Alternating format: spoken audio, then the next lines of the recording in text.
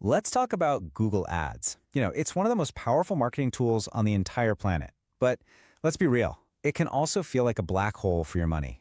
If you've ever felt that frustration, then you are in exactly the right place. Today, we're going to break down 4 essential strategies to help you plug those leaks in your ad spend and make sure every single dollar you invest is actually delivering real results. So, let's get into it. Does this feel a little too familiar?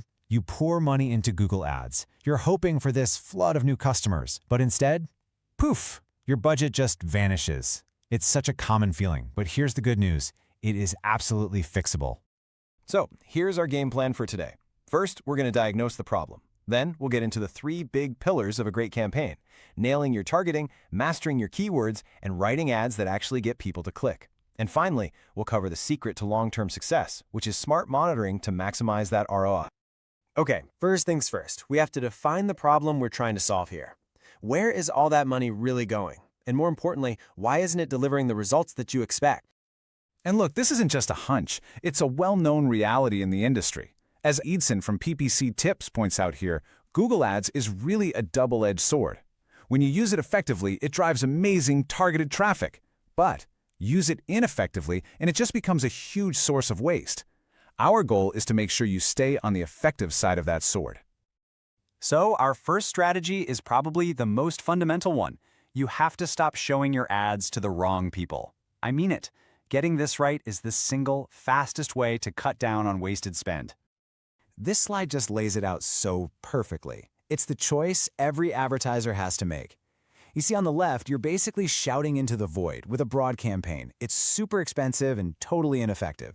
But on the right, you're having a direct conversation with the exact people who actually want to hear from you. The goal is to get from the left side of this chart to the right, and believe me, the results are like night and day. So how do we actually do that? Well, it really comes down to 3 powerful levers you can pull. First up, location. If you're a local bakery, you should never pay for a click from someone in another country. It just makes no sense. Second, demographics. You can zero in on the specific age, gender, or even income level of your ideal customer. And third, my favorite, behavior.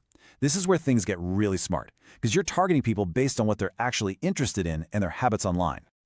All right, let's move on to our next strategy, which I honestly think is one of the most underutilized tools in the entire Google Ads platform. We're talking about keywords, yeah? But specifically, we're talking about the ones that save you money. So, let me introduce you to the negative keyword. The concept is actually really simple.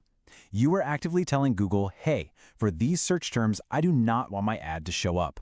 This is all about preventing those irrelevant, expensive clicks before they can even happen. I love this analogy. It's the perfect way to think about it. Your negative keywords are like the bouncer for your ad campaign's party.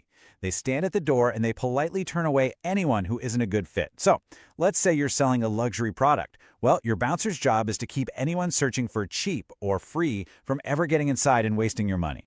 And here's the process in action. First, you dive into your search term reports and you find all those irrelevant searches that are costing you money. Then, you just add them to your negative keyword list. The result is immediate. You stop paying for useless clicks, and that budget is instantly freed up to go after the customers who are actually ready to buy from you. Okay, so you've got the right people seeing your ad, and you've filtered out all the wrong ones. Now what? Well, now comes the moment of truth, the ad itself. Because the goal isn't just to get clicks, it's to get the right clicks that actually turn into customers. Really compelling ad copy does a few things perfectly. First, it's clear and straight to the point. Second, it shows off what makes you different, your unique value. And third, it has a powerful call to action that tells people exactly what to do next. And hey, remember, that click is just the beginning. It has to lead to an optimized landing page that continues the conversation smoothly. And now for our final and maybe most crucial strategy. This is the one that really holds everything else together. Google Ads is absolutely not a set-it-and-forget-it machine. You have to think of it more like a high-performance engine that needs constant tuning to stay efficient and powerful. This slide shows you what that kind of monitoring actually looks like in practice. It's a cycle, right? It's ongoing.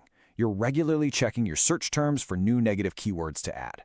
You're analyzing how your targeting is performing, and you're tweaking your ad copy and your bids based on what the data is telling you. So the most important thing to get here is that this proactive approach, It allows you to catch those small leaks before they turn into huge floods that just drain your entire advertising budget.